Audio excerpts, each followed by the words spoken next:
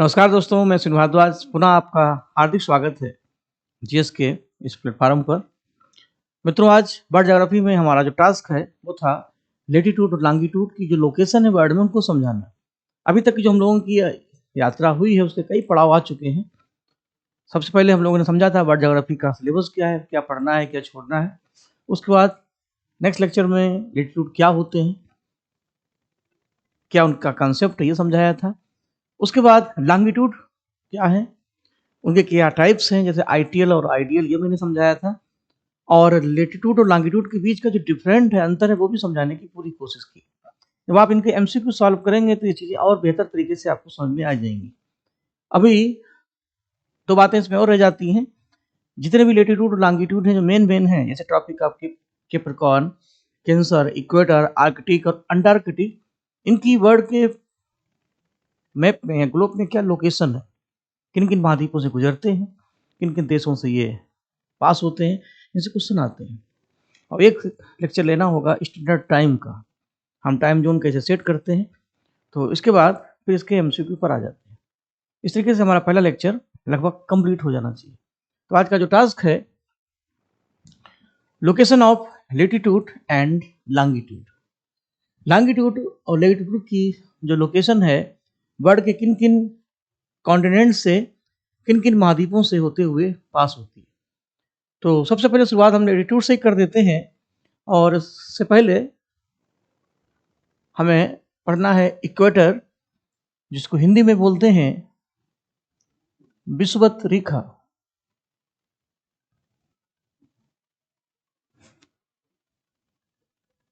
इसी का एक नाम और है भूमध्य रेखा, क्योंकि ये अर्थ को 20 से डिवाइड करती है। अगर ये हमारा ग्लोब है तो इक्वेटर की पोजीशन ये है। 0 डिग्री का ये सर्किल, जिसको ग्रेट सर्किल बोलते हैं, महान वृत्त, जो पूरे ग्लोब को दो पार्ट्स में डिवाइड करता है, नॉर्थ हेमिस्फीयर उत्तरी गोलार्ध और साउथ हेमिस्फीयर दक्षिणी गोलार्ध। और इस पॉइंट ऑफ व्यू से ये इंपॉर्टेंट है। तो आइए देखते हैं। इसमें क्वेश्चन देखिए इस तरीके से बनेंगे। 4 महाद्वीप दिए जाएंगे और पूछा जाएगा कि बीच ऑफ द कॉन्टिनेंट्स, कौन सा महाद्वीप इक्वेटर सर्किल से संबंधित है या नहीं है। 4 कंट्री दे दिए जाएंगे, जैसे ब्राजील है, अर्जेंटीना है, केन्या है और मालदीव है। कौन सा ऐसा देश है जो विषुवत रेखा से संबंधित नहीं है। कभी कभी क्वेश्चन सीरियस में यूपीएससी के पैटर्न पर जो एग्जाम होते हैं उसमें क्वेश्चन डायरेक्शन से भी बनते हैं, लोकेशन से भी बनते हैं। जैसे वेस्ट टू ईस्ट चलने पर, पूर्व से पश्चिम चलने पर विषुवत रेखा का क्रम, राइट सीक्वेंस किस क्रम से होगा, वो आपका समय शुरू होगा तब। तो सारी बातों को जानने के लिए शुरू करते हैं विषुवत रेखा। तो इक्वेटर पास थ्रू 13 कंट्री। इसके ट्रैक पर, इसके रूट पर हमें मिलते हैं 13 देश, ठीक। 3 कॉन्टिनेंट्स, 3 महाद्वीप और 3 वाटर बॉडी, 3 जलीय क्षेत्र। और कौन से वो 3 महाद्वीप हैं, उसमें पहला है साउथ अमेरिका, दूसरा है अफ्रीका एंड थर्ड है एशिया।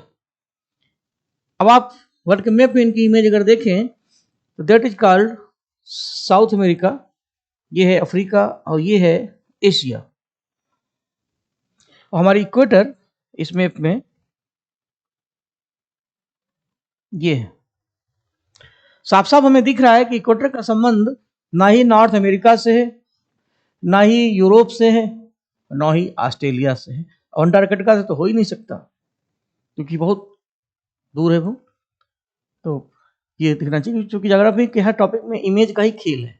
जितना देखेंगे उतना ही समझेंगे, जितना समझेंगे उतना ही वो आपका होगा। अब इसमें कौन कौन से कंट्री आते हैं देखिए। साउथ अमेरिका में इसका संबंध है 3 देशों से, इक्वेडोर, कोलंबिया और ब्राजील। आपका काम इतना है कि नेट से, गूगल से या कोई एटलस जो आपके पास है उससे इनकी इमेज लें। जैसे आप गूगल पर साउथ अमेरिका टाइप करें तो ये तीनों देशों की लोकेशन आपको मिल जाएगी। इसका फायदा आपको आगे मिलेगा, क्योंकि इन्हीं के आधार पर हमारे कई प्रश्न होंगे। तो इक्वेटर का संबंध है इक्वेडोर से और कोलंबिया से और ब्राजील से, ये तीनों देश इससे बिलोंग करते हैं। अफ्रीका की खास बात है कि अफ्रीका विश्व का एक ऐसा कॉन्टिनेंट है जिसके नॉर्थ में कर्क रेखा है, साउथ में मकर रेखा है, बीच में इक्वेटर है और north to south GMT line है, यानी अफ्रीका महाद्वीप की बल्ले बल्ले। आप देख सकते हैं कि ट्रॉपिक ऑफ कैंसर भी इसे बिलोंग करती है, मकर रेखा भी इसे बिलोंग करती है और जीएमटी लाइन भी इससे बिलोंग करती है। ये तो अफ्रीका का जो कट है वो कुछ इस तरीके का है, यानी कुल मिलाकर के समझाना ये है कि अफ्रीका महाद्वीप को अगर हम कवर कर लें ऐसे, तो उसमें हमें 4 रिंग मिलते हैं, 3 और 4। तो सबसे पहले है कैंसर कर्क रेखा, फिर इक्वाटर विषुवत रेखा, नीचे मकर रेखा और ये है आपकी GMT line, Greenwich meridian time. तो इस तरीके से अफ्रीका का भी अपना इंपॉर्टेंस होगा कि कौन सी रेखा, कौन सी लाइन अफ्रीका महाद्वीप से बिलोंग करती है, नहीं करती है। देखिए, छांद देशांतर तो एक बहाना है, इसी बहाने आपके पूरे कॉन्सेप्ट को हमें टटोलना है। और इक्वेटर की खास बात और जो आपको बतानी, जो हम अगला लेसन शुरू करेंगे क्लाइमेट, जहाँ इक्वेटर है वहाँ हम निरेस्ट होते हैं सन से, टेम्परेचर अधिक होता है, लो प्रेशर क्रिएट होता है, ह्यूमिडिटी होती है, वर्षा होती है, बादल बनते हैं। विश्व में सबसे अधिक रेन इस क्लाइमेट में होगी और सबसे ज़्यादा इको डाइवर्सिटी, जैव विविधता भी इसी क्लाइमेट में होगी। विश्व के सबसे अधिक सदाबहार वन भी पाए जाएंगे इसी जलवायु में। अमेरिका और अफ्रीका के जंगल तो दुनिया में फेमस है। साउथ अमेरिका में अमेजन नदी के आसपास का क्षेत्र, जिसको ब्राजील में सेल्वास बोलते हैं। मिडिल अफ्रीका में एक जो ट्राइब्स एरिया है, जनजाति क्षेत्र है वो, और इंडोनेशिया की जंगली क्षेत्र। तो ये क्लाइमेट इसलिए जानी जाती है, यानी इसका मतलब ये है कि जो भी देश इक्वेटर क्लाइमेट से अटैच हैं वो सभी के सभी इक्वेटर क्लाइमेट में भी आ जाएंगे। और इन सभी देशों में हमें मिलते हैं एवरग्रीन फॉरेस्ट। इन सभी देशों में पाई जाती है सर्वाधिक जैव विविधता। एक क्वेश्चन से हमें कई क्वेश्चन मिलेंगे, ठीक है। अफ्रीका में आए, अफ्रीका का जो मिडिल अफ्रीका है वो इक्वेटर से बिलोंग करता है, नॉर्थ अफ्रीका कर्क रेखा से और साउथ अफ्रीका मकर रेखा से।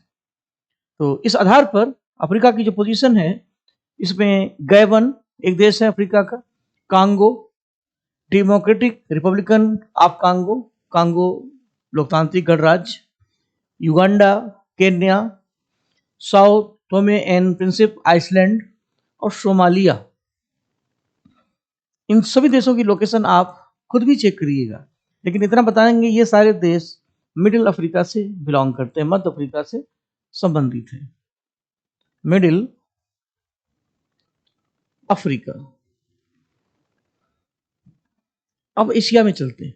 एशिया में मालदीव, जो इस इमेज में हमें यहाँ पर मिलेगा, इंडोनेशिया, ये आपका ये हो गया, और इसी में आगे मिलेगा किरीबाती द्वीप। तो ये है इक्वेटर। तो कौन कौन से इसमें देश या महाद्वीप आते हैं, उनकी क्या लोकेशन है। अब थोड़ा थोड़ा अगर सबके बारे में जानकारी रखेंगे तो चीज़ें लगभग आसान हो जाएंगी। शुरुआत हम करते हैं इक्वेडोर से, ये इसका पहला स्टेशन है और एंडिंग होती है किरीबाती। यानी इस मैप में ये अगर इसका फर्स्ट स्टेशन है यहाँ पर, तो एंडिंग होती है यहाँ पर। अब इन चारों का जो सही सीरियल होगा वो आपको कंफर्म हो जाना चाहिए जब आप इसको उसी तरीके से पढ़ेंगे। वाटर बॉडी की बात करें तो अटलांटिक ओशन, पैसिफिक ओशन और इंडियन ओशन इक्वेटर से अटैच है। इस रिंग से हमें मिलता है प्रशांत महासागर, आधा इधर और कुछ पोर्शन इधर है, इंडियन ओशन और अटलांटिक ओशन। इसका संबंध नहीं है आर्कटिक सी से और नीचे अंटार्कटिक की तरफ का जो वाटर लेवल है, ठीक। अगली सीरीज है ट्रॉपिक ऑफ कैंसर कर्क रेखा की। ट्रॉपिक ऑफ कैंसर यानी कर्क रेखा की बात करें, इसका संबंध है उत्तरी गोलार्ध से। इस मैप में इसकी पोजीशन आप देख रहे हैं कि ये है ट्रॉपिक ऑफ कैंसर, और कितने देश हैं, कितने महाद्वीप हैं, आइए इसका भी एनालिसिस करते हैं। The Tropic of Cancer pass through 17 countries. इसके पास देश सबसे ज्यादा है, क्योंकि ये नॉर्थ हेमिस्फीयर से बिलोंग करते हैं। उत्तरी गोलार्ध को हम लैंड हेमिस्फीयर, जलीय गोलार्ध बोलते हैं, इसलिए यहाँ वाटर लेवल कम है, लैंड ज्यादा है। जबकि मकर रेखा के पास आप देखेंगे देशों की संख्या कम होगी, क्योंकि जमीन कम है, पानी ज्यादा है। 3 महाद्वीप इसके भी पास है। कौन कौन से 3 महाद्वीप हैं? नॉर्थ अमेरिका 1, अफ्रीका 2 और एशिया 3, और 6 इसमें वाटर बॉडी है। कौन सी हैं देखते हैं। तो इस मैप के अनुसार हमें साफ साफ समझ में आ रहा है कि कर्क रेखा का संबंध नॉर्थ अमेरिका से है, लेकिन साउथ अमेरिका से नहीं है। अफ्रीका से है, लेकिन यूरोप से नहीं है। एशिया से है, लेकिन ऑस्ट्रेलिया से नहीं है। तो जिससे है वो आपके सामने है 1 2 3। तो कौन सा महाद्वीप है जो कर्क रेखा से बिलोंग नहीं करता? ना तो हमें दिख रहा है साउथ अमेरिका, ना ही दिख रहा है ऑस्ट्रेलिया। तो कुछ चीजें पढ़ने से नहीं, देखने से तैयार होती हैं। अगर आप चीजों को उसी तरीके से समझते हैं तो टॉपिक को पिक्चराइज पढ़ें, नोट्स भी समझें और मैप भी रखें। नोट्स आपके सामने, आप स्क्रीनशॉट लेकर के इसको तैयार कर लें। लेकिन हर शॉट का भी एक कॉन्सेप्ट होता है, वो आपका ये रहा। अब आइए देशों से शुरू करते हैं। नॉर्थ अमेरिका में बहमास आइसलैंड जो आपका पड़ता है कैरिबियन सी में, और मैक्सिको, ये आपका मैक्सिको है, ये दोनों इसमें जुड़े हैं। अफ्रीका की खास बात है कि देखिए कर्क रेखा और मकर रेखा के बारे में थोड़ा सा हमें और बताना है। विश्व के जितने भी ट्रॉपिकल डिजर्ट्स हैं, विश्व में वो प्लेस जहाँ सबसे अधिक खारापन है, लवणता है और टेम्परेचर है, ये कर्क रेखा और मकर रेखा यानी कैंसर और कैप्रिकॉर्न के आसपास मिलता है। क्यों मिलता है? इसकी कई वजह हैं जो आगे टॉपिक वाइज हम आपको समझाएंगे। लेकिन माना यह जाता है कि इन अक्षांशों में टेम्परेचर अधिक होता है, वेपोरेशन अधिक होता है, ह्यूमिडिटी होती नहीं है, हवाएं बिल्कुल ड्राई होती हैं। इन अक्षांशों में मरुस्थल बनते हैं। टेम्परेचर अधिक होता है तो बाष्पीकरण अधिक होता है, तो लवण ही बचता है, पानी स्टीम बन जाता है। तो सबसे अधिक लवणता, खारापन भी यही है। और इसीलिए जो मरुस्थल, जो डिजर्ट्स नॉर्थ हेमिस्फीयर में है, उत्तरी गोलार्ध में है, वो कर्क रेखा से जुड़े हैं, और जो साउथ में है वो मकर रेखा से अटैच है। जैसे घर में आप रस्सी बांधते हैं, उसमें क्लिप लगा करके कुछ कपड़े टांग देते हैं, तो कर्क रेखा अगर एक रस्सी के समान है तो हमने मरुस्थल रूपी कपड़े क्लिप में टांग दिए हैं, कुछ इस गली में, कुछ इस गली में। तो ये क्वेश्चन आ जाए कि कौन सा मरुस्थल नॉर्थ में है या साउथ में है, तो ये ध्यान रखना कि जो मरुस्थल नॉर्थ में है उनका संबंध होगा ट्रॉपिक ऑफ कैंसर से, जो मरुस्थल साउथ में है उनका संबंध होगा ट्रॉपिक ऑफ कैप्रिकॉर्न से। जैसे सैंपल देते हैं, जैसे देखिए इंडिया में थार का डिजर्ट कर्क रेखा से जुड़ा है, अरब के मरुस्थल कर्क रेखा से जुड़े हैं, सहारा डिजर्ट्स कर्क रेखा से जुड़े हैं, फिर उत्तरी अमेरिका में सोने मोजेराम के डिजर्ट्स कर्क रेखा से जुड़े हैं। ये सारे डिजर्ट्स नॉर्थ में हैं और इनकी पहचान क्या है? कर्क रेखा, क्योंकि वो नॉर्थ में है। साउथ की खास बात है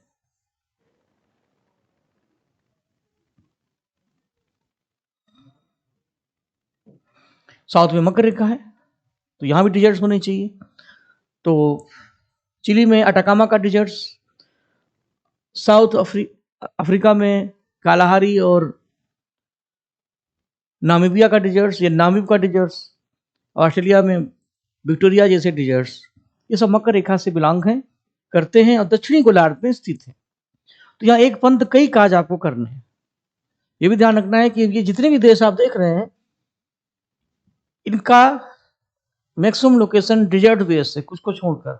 जैसे बेमास द्वीप है तो यहाँ डिजर्ट तो नहीं बनेंगे, लेकिन बाकी के जो देश है, ये जितने भी देश अफ्रीका में आपने देखे हैं, ये सब सहारा डिजर्ट्स की पहचान है। ये सब सारा मरुस्थल से जुड़े हैं, चाहे इजिप्ट हो, मिस्र, लीबिया, नाइजर, अल्जीरिया, माली, पश्चिमी सहारा और मारितानिया। अब कल को ये क्वेश्चन आ जाए कि मरुस्थल और उनकी लोकेशन देश, तो सारा मरुस्थल किनके सहारे है? पहले तो कर्क रेखा के सहारे है, और कर्क रेखा का संबंध है इन देशों से। तो कम से कम इसी को तैयार कर लीजिए। एशिया की बात करें तो एशिया में ताइवान, और China, Myanmar, Bangladesh, India, Oman, UAE और सऊदी अरब। इसका जो क्रम होगा वो ऐसे होना चाहिए, ये अपोजिट क्रम में है। आप इधर से देखिए, सबसे पहले आएगा सऊदी अरब, फिर आएगा यूएई, फिर आएगा ओमान। ये तीन देश यूए आपके अरब प्रायद्वीप में पड़ते हैं, अरब पेनिनसुलर में पड़ते हैं। सऊदी अरब सबसे पहले आएगा, फिर यूएई आएगा, फिर ओमान, इसके बाद हमारा भारत, फिर बांग्लादेश, फिर म्यांमार, चाइना, और फिर लास्ट में आप देख सकते हैं ताइवान। तो ये इसकी लोकेशन है। भारत के 8 राज्य कर्क रेखा से बिलोंग करते हैं। कौन कौन से हैं वो भी अभी थोड़ी देर में हम शेयर करते हैं। तो इंडिया भी हो गया। अगला अब आते हैं वाटर बॉडी पर। तो कर्क रेखा का संबंध इंडियन ओशन से है, हिंद महासागर से, अटलांटिक ओशन से है, पैसिफिक ओशन से है, ताइवान जलसंधि से है, और लाल सागर से है, और मैक्सिको की खाड़ी से है। क्योंकि ये है मैक्सिको की खाड़ी, ये है आपका रेड सी, और ताइवान स्टेट यहाँ पर हो गया, ताइवान जलसंधि, बाकी आपके सामने। तो कर्क रेखा का भी अपना एक इम्पोर्टेंस है, बस इसकी लोकेशन, कौन से महाद्वीप हैं। अब आप इसको बिना समझे अगर याद करना शुरू करेंगे कि नॉर्थ अमेरिका है, एशिया है, अफ्रीका है, एग्जाम तक आते आते उधर का इधर हो जाएगा, इधर का उधर। कोशिश करिए कि रटें कम, समझे ज़्यादा। तो समझ को समझो, समझना भी एक समझदार बनिए। अगला टास्क हमारा है ट्रॉपिक ऑफ कैप्रिकॉर्न, जिसको हिंदी में बोलते हैं मकर रेखा। इसका संबंध है साउथ हेमिस्फीयर से, दक्षिणी गोलार्ध से, और उसकी लोकेशन हमने बताई थी 23.5 डिग्री साउथ, जो इस मैप में आपको ये मिल रही है। मकर रेखा का संबंध चूंकि साउथ से है, दक्षिणी गोलार्ध से, और साउथ हेमिस्फीयर जो कि वाटर हेमिस्फीयर, आप देख सकते हैं यहाँ पर वाटर लेवल अधिक है, लैंड का कॉन्सेप्ट कम है, इसलिए इसकी जो रेंज है, मारक क्षमता है, कम होगी। तो Tropic of Capricorn pass 10 countries, 3 continents, इसके हिस्से में मात्र 10 देश आते हैं, और 3 महाद्वीप तो आएंगे ही, और 3 वाटर बॉडी जाएंगी। तो कौन सा महाद्वीप आएगा? सबसे पहले साउथ अमेरिका, फिर अफ्रीका, और नंबर 3 पर है ऑस्ट्रेलिया। अब एक एक का डिटेल करते हैं। सबसे पहले साउथ अमेरिका। तो इससे ना तो नॉर्थ अमेरिका का रिलेशन है, ना एशिया का है, ना यूरोप का है। ऊपर के 3 हटा दीजिए, नीचे के 3 उठा लीजिए। तो साउथ अमेरिका में हमें मिलेगा सबसे पहले अर्जेंटीना, ब्राजील, चिली और पराग्वे। एक पराग्वे है, एक उरुग्वे है। तो उरुग्वे जो है वो आपका नीचे की तरफ है, जबकि चिली, ये रहा चिली, फिर अर्जेंटीना, फिर पराग्वे, और ये नीचे से ब्राजील। ये 4 देश आपको इसमें मिलेंगे। आप इन चारों की लोकेशन जब देखेंगे, और ये चिली जो आप देख रहे हैं रेड कलर का, यहाँ पर है अटाकामा का डिजर्ट्स, अटाकामा का मरुस्थल, जो दुनिया का सबसे ड्राई मरुस्थल है, क्योंकि यहाँ पर एंडीज माउंटेन है, जो विश्व का सबसे लॉन्गेस्ट फोल्डर माउंटेन्स है, जिसकी लंबाई 8,500 किलोमीटर से भी ज़्यादा है, जबकि हमारे हिमालय की मात्र 2,500 समथिंग। तो इसके इधर वर्षा नहीं हो पाती है, इसीलिए ये एरिया हमारा ड्राई रहता है। तो अटाकामा मरुस्थल चिली में है, जो विश्व का सबसे शुष्क ड्राई मरुस्थल माना जाता है। अफ्रीका में चलिए, अफ्रीका में भी जो मिलेंगे आपको कंट्री, वो है नामीबिया, बोत्सवाना और साउथ अफ्रीका, मोजाम्बिक और मेडागास्कर। तो नामीबिया और बोत्सवाना, इन 2 देशों में हमें 2 डिजर्ट्स मिलते हैं, जो इनकी लोकेशन है वेस्ट में, आप देख सकते हैं। नामीबिया और बोत्सवाना की जो पोजीशन है वो ये है। तो यहाँ पर हमें मिलेंगे 2 डिजर्ट्स, एक है नामीब का मरुस्थल, एक है कालाहारी मरुस्थल। तो कालाहारी मरुस्थल और नामीब मरुस्थल की लोकेशन है मकर रेखा, मकर रेखा का संबंध है नामीबिया से और बोत्सवाना से।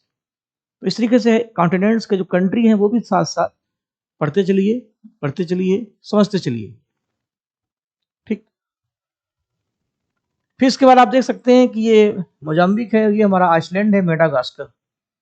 मेडागास्कर को जैसे क्रॉस करेंगे इंडियन ओशन आ जाएगा और अफ्रीका से होती हुई ये फिर पैसिफिक ओशन में मिल जाएगी। ऑस्ट्रेलिया एक विश्व का सबसे छोटा महाद्वीप भी है और और एक देश भी है। तो ऑस्ट्रेलिया का जो वेस्टर्न साइड है ये वाला, यहाँ पर काफी डिजर्ट्स पाए जाते हैं। ठीक, उसकी वजह कई हैं, क्योंकि ऑस्ट्रेलिया में भी इस एरिया में वर्षा नहीं हो पाती, तो यहाँ पर हमें कई मरुस्थल मिलते हैं। तो ट्रॉपिकल क्लाइमेट में जितने भी डिजर्ट्स हैं सब वेस्टर्न साइड में ही पाए जाते हैं। कालाहारी डिजर्ट्स वेस्ट में है, अटाकामा वेस्ट में है, क्योंकि हवाएं ईस्ट टू वेस्ट चलती हैं। तो ऑस्ट्रेलिया में विक्टोरिया का मरुस्थल, सैंडी का मरुस्थल, कैंडी का मरुस्थल, गिब्सन का मरुस्थल, सिम्पसन का मरुस्थल, ये सब ऑस्ट्रेलिया के फेमस डिजर्ट्स माने जाते हैं। और इन सब की लोकेशन है मकर रेखा, क्योंकि वो साउथ में पड़ती है। तो इस तरीके से ये भी हो गया। और वाटर बॉडी की बात करें, वाटर बॉडी में इंडियन ओशन, अटलांटिक ओशन और पैसिफिक ओशन।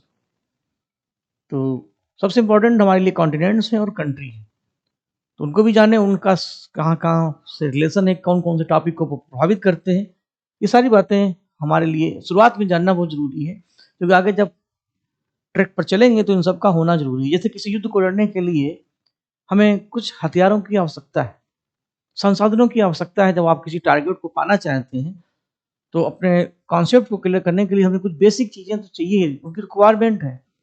अब आप किचन में ही अगर कोई डिश बनाना चाहते हैं, दम आलू बनाना चाहते हैं, तो वो चीज़ें बेसिक चाहिए जो उसके लिए ज़रूरी है।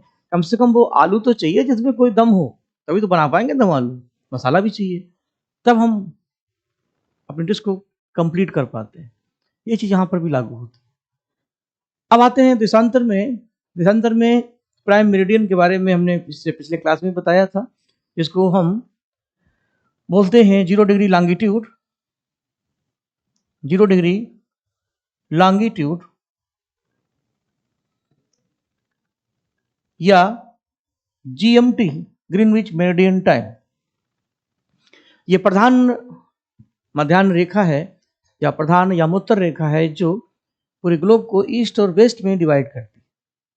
अब इसकी बात लोकेशन की, हमारा टॉपिक है लोकेशन। तो prime meridian pass through 3 continents, 3 महाद्वीप इसके रास्ते में आते हैं। वो कौन कौन से 3 हैं?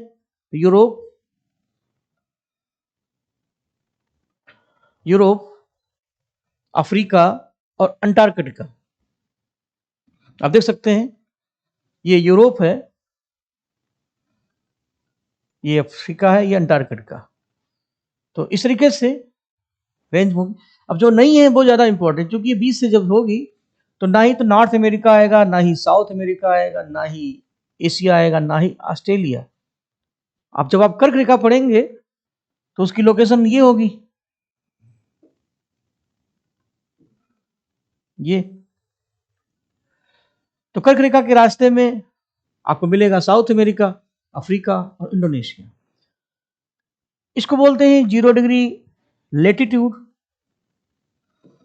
यानी इक्वेटर या अक्षांश रेखा। तो इक्वेटर है 0 डिग्री लेटीट्यूड और प्राइम मेरिडियन है 0 डिग्री लॉन्गिट्यूड। दोनों पूरे ग्लोब को इस तरीके से डिवाइड करते हैं। तो कोई ईस्ट और वेस्ट बनाता है, कोई नॉर्थ और साउथ बनाता है। तो कुल मिलाकर के दोनों के हिस्से में 3-3 महाद्वीप आते हैं। तो इक्वेटर तो हमने पढ़ ही लिया, इसको भी पढ़ लेते हैं। और एक और छोटी सी बात समझा देता हूं, इन दोनों का जहां पे क्रॉस होता है वो आप देख सकते हैं इस मैप में, वो है अफ्रीका महाद्वीप। अफ्रीका महाद्वीप का जो वेस्टर्न कोस्ट एरिया है, यहाँ पर एक खाड़ी है जिसका नाम है गिनी की खाड़ी, बे ऑफ गिनी। और जो ओशन है वो है अटलांटिक ओशन। तो मेरा क्वेश्चन है 0 डिग्री अक्षांश रेखाएं और 0 डिग्री देशांतर रेखाएं कहाँ पर मिलती हैं, कहाँ पर ये ज्वाइंट होती हैं? तो पहला आंसर होगा west western side of Africa महाद्वीप, near Bay of Guinea, Guinea की खाड़ी के पास, और ओशन आ जाए तो अटलांटिक ओशन। क्वेश्चन तो ये भी बनेगा। तो इस तरीके से ये आपका होगा। और यूरोप है, अफ्रीका है, अंटार्कटिका। अब जो देश इसमें आएंगे तो यूरोप में UK, United kingdom, France, Spain, ये 3 देश यूरोप से बिलोंग करते हैं। यूरोप अगर आप मैप देखते हैं यूरोप का, तो ये यूके है, ये फ्रांस है, ये स्पेन है। फिर अफ्रीका आ जाती है। हमने अभी थोड़ी देर पहले बताया था कि अफ्रीका में कर्क रेखा भी है, विषुवत रेखा भी है, मकर रेखा भी है और प्राइम मेरिडियन भी है। अफ्रीका महाद्वीप की पोजीशन कुछ ऐसे हो जाएगी। तो अफ्रीका में जो देश पड़ेंगे उसमें 9 कंट्री हैं, सॉरी, उसमें अल्जीरिया 1, माली 2, बुर्किना फासो 3, घाना 4, टोंगा 5 और अंटार्कटिका को अलग कर दें तो कुल मिलाकर के 5, 3, 8 और अंटार्कटिका मिला के 9। ठीक, तो यूरोप के हिस्से में 3 आएंगे, अफ्रीका के हिस्से में 5 आएंगे, अंटार्कटिका को मिला दें तो 1, 5, 3, 8 और 1, 9, टोटल 9 हो जाएंगे। ठीक, 9 कंट्री। अंटार्कटिका को कंट्री के रूप में रख दिया गया तो टोटल 9। तो अफ्रीका में 5। तो कौन से हैं, कौन से नहीं हैं, ये सब बातें जानने वाली हैं और समझने वाली हैं। 6 वाटर बॉडी है इसके रास्ते में। आर्कटिक ओशन जो कि ऊपर पड़ता है, ये देखिए। फिर नॉर्वे सी, नॉर्वे का सागर, इसके बाद आता है यहाँ पर ग्रीनलैंड सी, आपका ग्रीनलैंड सागर जो यहाँ पे आएगा नीचे, नीचे की तरफ। मेडिटेरेनियन सी यानी भूमध्य सागर, ये रहा बीच में। अटलांटिक ओशन और south east ocean. Atlantic ocean ये है और नीचे दक्षिणी अटलांटिक सागर। तो वाटर बॉडी का बहुत ज़्यादा रोल नहीं है, लेकिन फिर भी बताना जरूरी है, जानना भी जरूरी है, इससे आप समझें। अब थोड़ा इंडिया को देख लेते हैं। जब हम कर्क रेखा को पढ़ते हैं तो हमें भारत देखना होता है कि भारत से गुजरती है। जब हम देशांतर को पढ़ते हैं तो भारत का जो प्राइम मेरिडियन देशांतर है 82.5, वो भी हमें जानना होता है। तो इंडिया में ट्रॉपिक ऑफ कैंसर की क्या स्थिति है? स्थिति ये है कि कर्क रेखा भारत के 8 राज्यों से पास होती है। वेस्ट टू ईस्ट चलने पर, पश्चिम से पूर्व की ओर चलने पर, चाहे ईस्ट टू वेस्ट देखें, अगर हम यहां पर ईस्ट कर दें, नहीं ये तो वेस्ट होगा ना, ये ईस्ट होगा। तो जो सीरियल में होगा तो सबसे पहले हमें मिलेगा गुजरात और राजस्थान, गुजरात और राजस्थान, फिर मध्य प्रदेश, छत्तीसगढ़, झारखंड, छत्तीसगढ़ और झारखंड। ठीक, फिर वेस्ट बंगाल और फिर त्रिपुरा और मिजोरम। ये टोटल 7 राज्य। जो मिडिल भारत के 6 स्टेट हैं उसमें झारखंड, गुजरात, राजस्थान, मध्य प्रदेश, छत्तीसगढ़, झारखंड और वेस्ट बंगाल। नॉर्थ ईस्ट में जो हमारे 8 राज्य हैं, सिक्किम को मिलाकर, सिक्किम को हटा दें तो 7 सिस्टर्स। 7 सिस्टर्स में केवल त्रिपुरा और मिजोरम ही 2 ऐसे राज्य हैं जो कर्क रेखा को सलाम करते हैं। बाकी M for Meghalaya, M for Manipur, इनका संबंध कर्क रेखा से नहीं है। लेकिन एग्जाम में कंफ्यूजन होगा कि कौन है कौन नहीं है। तो त्रिपुरा और Mizoram is connected with, are connected with Tropic of Cancer. Tripura और मिजोरम यानी टीएम, त्रिपुरा और मिजोरम। तो इनको याद रखिए टीएम से, त्रिपुरा और मिजोरम। तो बाकी जो पोजीशन है आपके सामने ये हो जाएगा। ठीक, आप रिकॉर्डिंग भी कर सकते हैं, जैसे गुजरात, राजस्थान, मध्य प्रदेश, छत्तीसगढ़, झारखंड और वेस्ट बंगाल। और इधर हो जाएगा टीएम, त्रिपुरा और मिजोरम। तो 3 दिन की 2 सीरीज बना दीजिए, जीआरएम, सीडब्ल्यू और टीएम।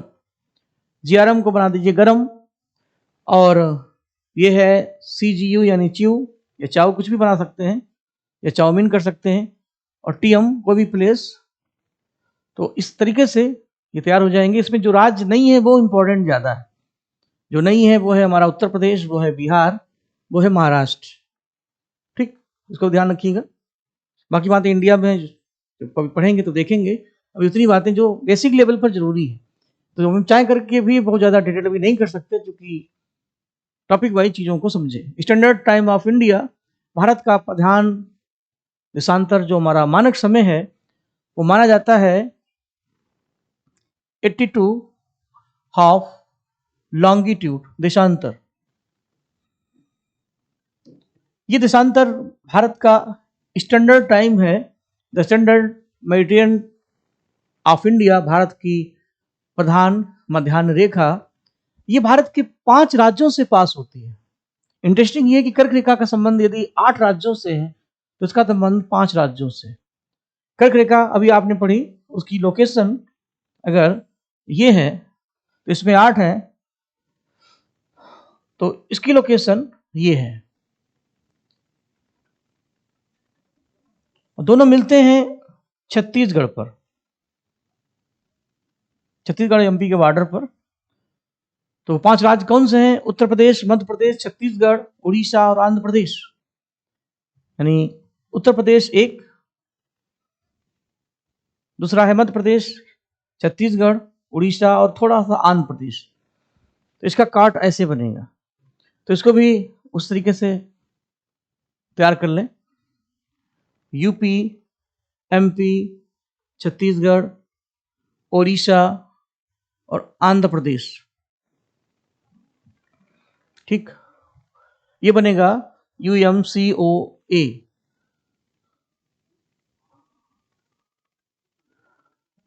ठीक, UMCOA या ओइम कोला, जैसे भी आप अपने तरीके से इसकी कोडिंग कर लें, जो भी इसका शॉर्टकट्स बना सकते हो।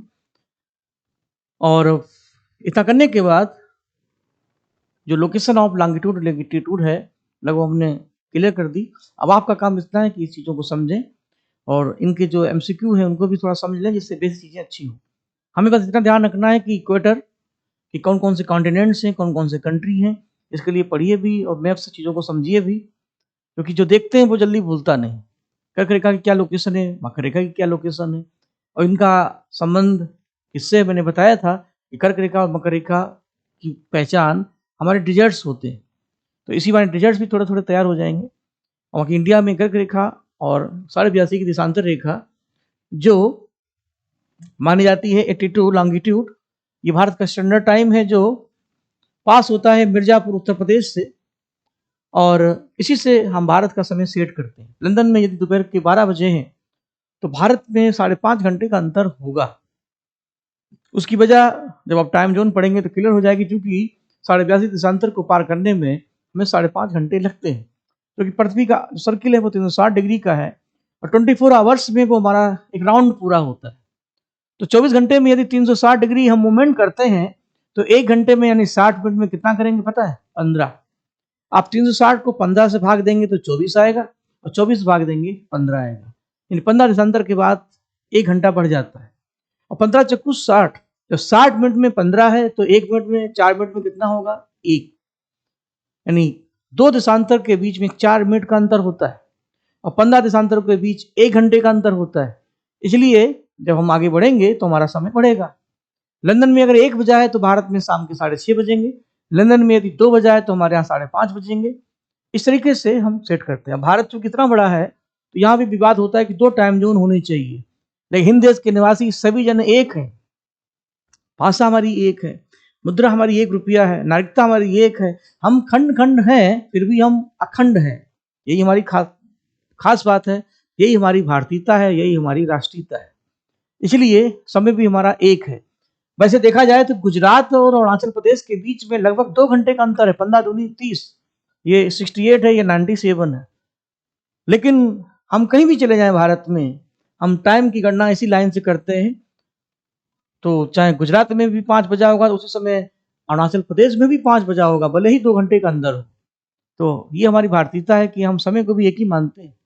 राजध्वज भी हमारा एक है, जनगण मन भी हमारा एक है, भले ही हम अनेक हो। यही हमारी खास बात है। इन सारी बातों के साथ फिर मिलते हैं। सभी लोगों को बहुत बहुत धन्यवाद। Thank you. जय हिंद, जय भारत।